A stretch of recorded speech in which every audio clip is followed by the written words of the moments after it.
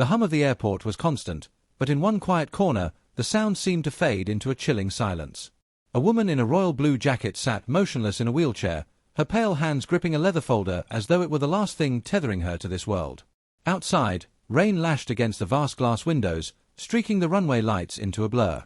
A man in a red jacket stood at a distance, holding the hand of a little girl, both of them frozen in place, their eyes locked on her, yet neither moved closer. Something was wrong. Terribly wrong. Why was she sitting there alone, and why did everyone seem afraid to approach? Could this meeting of strangers change everything they thought they knew about themselves? Before we continue, if you're watching us for the first time, ELLIOT Stories welcomes you with a warm hug and a big smile. Here, we share stories that will make your heart race, your eyes tear up, and your mind think deeply. So don't just watch, be part of the family. Hit that subscribe button, like this video, share it with someone who loves a good twist, and drop a comment telling us the city or country you're watching from. Trust me, you won't want to miss what's coming next, because this story will pull you in until the very last second. The man's name was Mark, a single father traveling with his 8-year-old daughter, Lily. Their connecting flight had been delayed for hours, and Lily was getting restless. Mark had been pacing the terminal, trying to keep her entertained, when he noticed the woman in the wheelchair. She wasn't scrolling through a phone, reading a magazine, or sipping coffee like most other stranded travelers. She just stared. Not at anything in particular, just into space, with a kind of quiet grief that made Mark's chest tighten.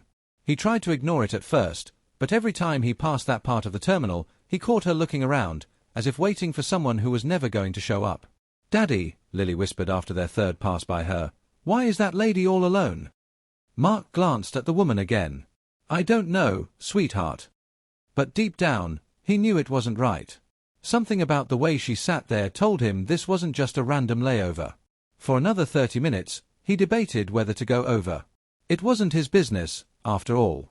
People valued their privacy, and airports were full of all kinds of personal stories, most of them not his to pry into. But then he noticed something strange. No one from the staff had approached her. Not a single airline worker, security guard, or even a fellow passenger had spoken to her. It was as though she was invisible. That was the moment Mark made up his mind. "Stay here," he told Lily gently, leading her to sit on a bench just a few steps away. Then he walked toward the woman. "Excuse me," he began softly, crouching down to meet her eyes. "Are you okay? Do you need help with anything?" Her gaze snapped to his, and for the first time, Mark saw life flicker behind her eyes. But it was quickly replaced by hesitation, as though she was calculating whether she could trust him. "I'm fine," she said, her voice low and measured. "Just waiting for someone." She gave a faint, humorless smile. "Not exactly." Mark could feel there was more. He didn't want to push, but something in his gut told him she wasn't fine at all. He nodded toward her folder. "That's important to you, isn't it?" Her fingers tightened around it instinctively. "It's all I have left right now." Before he could ask what she meant, an announcement crackled through the speakers, calling for passengers of a different flight. The woman turned her head slightly, and Mark noticed a deep scar running along the side of her neck, partly hidden by her hair. "Are you sure there's nothing I can do for you?" he pressed gently. She hesitated for a long moment. "If you knew who I was, you wouldn't be asking." The cryptic words sent a shiver down Mark's spine. "Why don't you tell me?" She looked at him, almost testing him. "I'm Anna. My father is the CEO of one of the biggest corporations in the country. And right now, I'm the person he wishes didn't exist." Mark blinked. Whatever he expected, it wasn't that. Anna glanced down, speaking almost to herself. "I wasn't always in this chair. I used to travel for work, for fun, but things changed after the accident. And when you're in a family like mine, weakness is a stain they don't forgive." Mark didn't know what to say. He'd met cold people in his life, but the idea of a father abandoning his daughter at an airport was unthinkable. Lily, sensing the tension, walked up and held out the apple she'd been saving. "You can have this," she said shyly. Anna's eyes softened, and for a moment, her guard slipped. "Thank you," she whispered, taking it with both hands as though it was something precious. Mark felt a knot forming in his stomach. He wanted to help her, but he still didn't understand the full story. What was she doing here alone? How had she been left like this? And, most importantly, what was going to happen when her father found out someone had stepped in? Mark's question hung in the air, heavy and unanswered. Anna's fingers tightened around the apple as if drawing strength from the small act of kindness. Her eyes flicked toward the terminal doors, scanning for someone, or perhaps making sure no one was coming. "You really shouldn't get involved," she said finally. "People who try to help me end up regretting it." Mark gave a short, dry chuckle. "Lady, I'm a single dad. My life's already a constant game of survival. I can handle a little trouble." But even as he spoke, a faint unease prickled at the back of his neck. Anna looked at Lily, then back at Mark. "Do you believe in the idea that some people are born into cages?" Mark frowned. "Not until now." She sighed, leaning back in her wheelchair. "My father's cage is money. It looks golden from the outside, luxury jets, private lounges, homes in every city. But it's still a prison. And when I stopped being an asset, he locked the door and left me inside." Mark felt his stomach knot. "What do you mean?" "I mean," she said, her voice trembling slightly, "that I wasn't supposed to survive the accident. And when I did, I became an embarrassment. A paralyzed daughter isn't part of his image. I've been shuffled between caregivers, hotels, and private arrangements for 2 years. Today," her voice faltered. "Today, they told me there was a car waiting. But instead, they left me here." Lily's small voice broke the moment. That's mean." Anna smiled weakly at her. "It's business, sweetheart. And in his world, business is colder than ice." Mark glanced around. "You're telling me there's no one, no friend, no family, who'll come for you?" "No one who would dare," she replied simply. Just then, the rhythmic click of expensive heels echoed down the terminal. A tall woman in a tailored black coat appeared, her sharp gaze locking instantly on Anna. Mark felt his muscles tense. "Anna," the woman said curtly, "you weren't supposed to speak to anyone." Anna's shoulders stiffened. "You left me here." The woman's expression didn't change. "You know the arrangement. Your father will send for you when he's ready. Until then, you'll wait where we tell you to wait." Her eyes darted to Mark. "And you, walk away." Lily gripped her father's hand tightly. Mark stepped in front of her. "I'm not walking away until I know she's safe." The woman's lips curved in a faint smirk. "Safe is a relative term.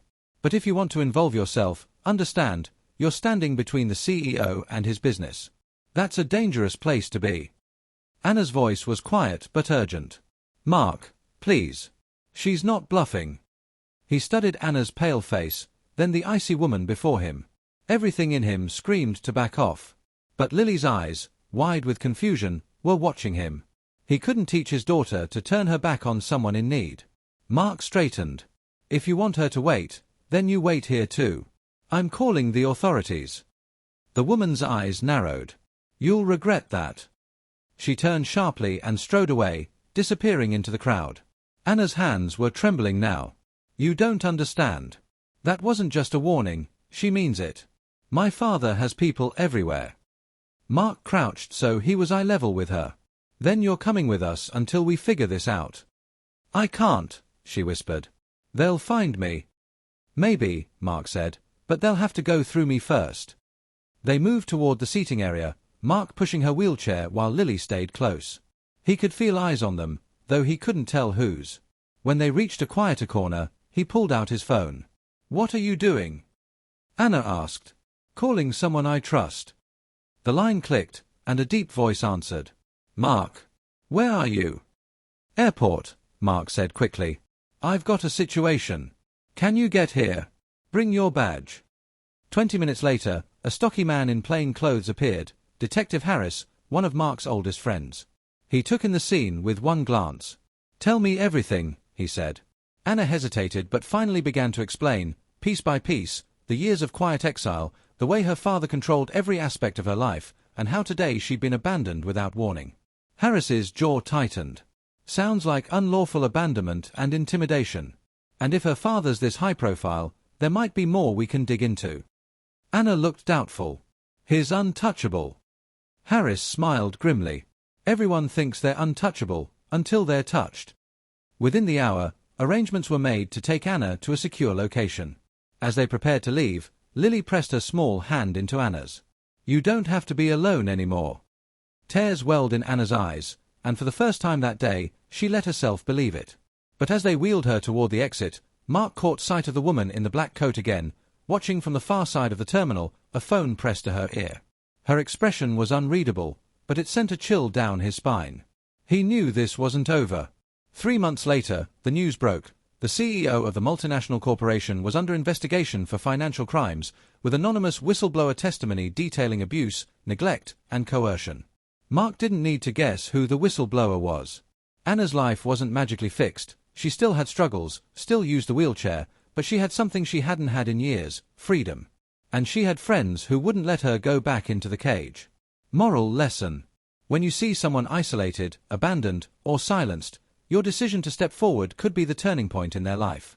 Standing up for what's right may be risky, but silence in the face of injustice only strengthens the chains that bind others. Encouraging word from ELLIOT Stories. No matter how small you think your actions are, they can ripple into someone's rescue. Be the hand that reaches out. Be the voice that speaks when others stay silent. You never know, you might just be the reason someone finds their way back to hope.